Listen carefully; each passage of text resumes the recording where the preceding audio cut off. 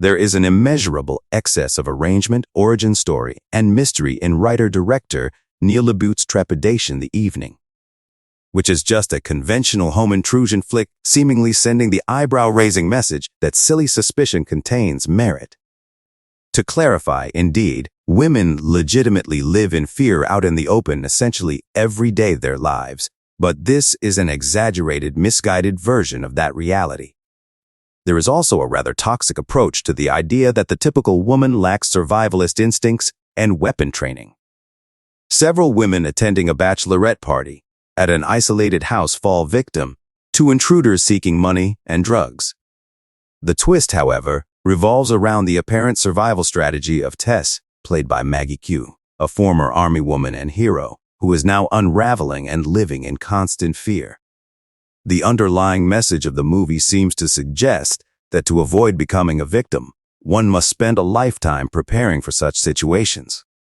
This perspective is presented by the film itself, not necessarily my own viewpoint. Perhaps the primary source of tension revolves around Tess and her sister Beth, played by Kat Foster, engaged in constant arguments about the past. The former's negative energy and penchant for quarreling with strangers negatively impact the atmosphere of their younger sister's bachelorette party.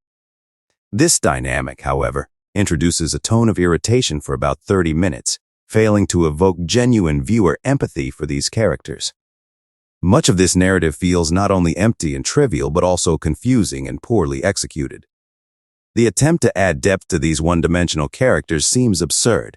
The antagonists themselves fail to make a significant impression, often shouting and demanding money's location. Despite it being evident that they are not addressing the drug dealers who have taken over the vacant house for their illicit activities. At a moment when things get dirty and obscure in the streets, a woman is confronted with a threat of physical harm.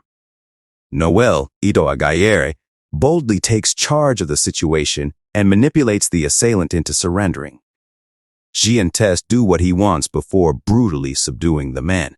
It's the only intense action and threat sequence in the film.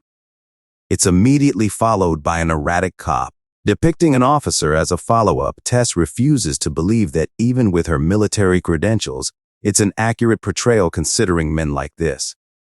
But it makes an already awkward film feel forced. Fear the Night is a project with a complicated concept of feminism.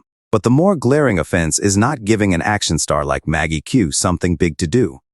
There's a lot to worry about in this film, and you don't have to like it in that film. Let me know what you think, and let's talk some movies. But thanks for always supporting your movie recap short reviewer.